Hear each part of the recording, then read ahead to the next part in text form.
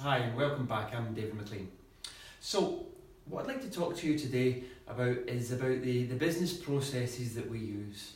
I'm the Managing Director and Founder of DRM Group, and we help businesses manage their stress, foster resilience within their staff, of course, and increase performance within the staff and the business as a whole.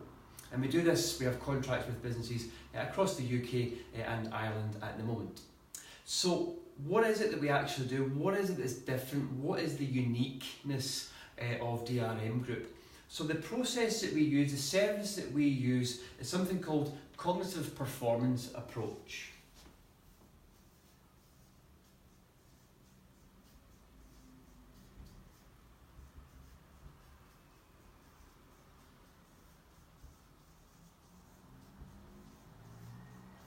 Cognitive performance approach, or for ease, of course, CPA. So what is CPA? Well, CPA is a culmination of different things that I have understood, that I have learned, that I have practiced, that I have been through many courses, and that I have gained a lot of research and understanding within. And it's a mixture of understanding why people are behaving the way that they do. I suppose that the culmination of all this comes to the point of why are people behaving in the way that they do? Why don't people change? What is it that stops people changing when change is simple but it's just not necessarily an easy thing to do? What is it that stops people changing? Why don't they make progress? Why don't they do what's necessary? And why don't they keep doing it? Why do these changes not happen? So amongst businesses, I say this is often an issue, and of course it may well be an issue within your business. So my career started in the Royal Marines. My adult life really started in the Royal Marines when I was 22 years old. And I learned a lot from that, of course, working with the elite Royal Marines Commandos, working with different agencies when I was there. You learn a huge amount, and you certainly learn how to, I suppose, bolster your resilience and how to manage stress, and you certainly learn how to increase your performance. And I worked with Marines for 13 years. And then I left the Marines and I decided to go into the clinical space. Really what it was, when I was leaving the Marines, I was medically discharged for a bad back and legs, which is fine, it's one of those things. But I was ready to leave anyway, even though I was medically discharged, because I was ready to do something different, and really what I wanted to do was help people. I wanted to make a change in people's lives, I wanted to make a difference. And the way that I knew how to do that at that particular time was go and study psychology at Open University, read books on Sigmund Freud and Jung, etc., and then learn about that and really work in a qualitative point of view, and a one-to-one aspect, and really helping people from a clinical space. And that's what I did. I became a psychotherapist and worked in private health care.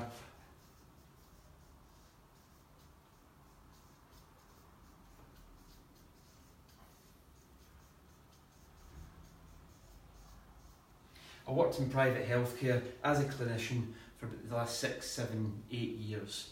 And certainly the last 6 or the previous 6 years, from 2012 to 2018, I was working non-stop, day in, day out. And I realised that what I knew, and of course the therapeutic model wasn't mine, but what I was starting to realise is that what I knew was absolutely gold dust. It was tremendously important, and it was making huge changes, and we had the research to prove this. And when I put my commercial hat on, I thought, right, I can do some of this, I can really make a difference in people's lives. I can commercialise what I know and really take it to the masses and make a difference. My purpose in life, I hope you know what your purpose is, but my purpose in life is to help people.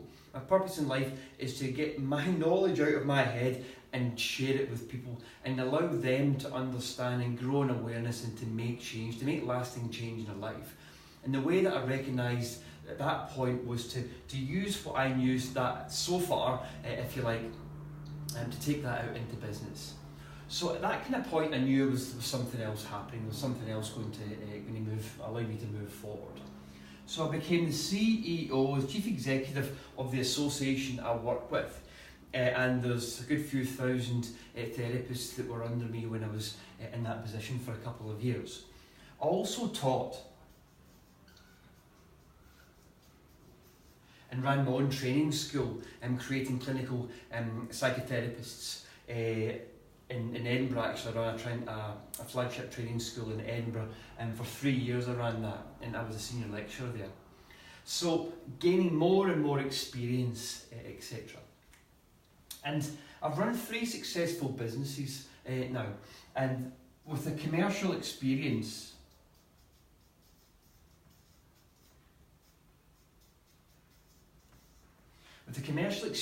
that I have, and everything all culminated, that's what allowed me to create the cognitive performance approach. So it was the experience from the Marines, it was the hardships, the stress, what performance really means. It was a clinical aspect of the research that was going on there, and proving that the process was working, how to help people and how to make people better and how to make lasting change in people. I then started to gain some more knowledge, become the Chief Executive of the nationwide association. I then ran my own training school for all this, and created other therapists, and really got to grips with exactly what change was. Then ran 3 successful businesses. I'm still running one of them now at the moment, and really started to understand how to implement all this into business, and created CPA. So what is CPA then? Well, it's a mixture of neuroscience, a few different types of psychology, namely evolutionary psychology, behavioural psychology, and positive psychology, and then something called the solution-focused process. All those 3, those 4, 5 aspects, if you add them all up, all those aspects together is what creates that. So it gives us an understanding of why are people behaving in the way that they are. That's the evolutionary psychology. Why are people still not changing, even though that they can, even though that they should? Why is the subconscious mind, if you like, why does that have an impact on today? Why is the behaviour of the individuals today still not allowing for change? That's the behavioural psychology and the neuroscience, being able to look at the brain, of course, and understand why people aren't making the change. And what are we going to do about it? That's a solution-focused approach. So all those aspects together allow myself and my trainers to go into businesses and really make a difference and really make lasting change. So I hope all that makes sense. Cognitive performance approach, there's the background, and of course the components of what CPA is.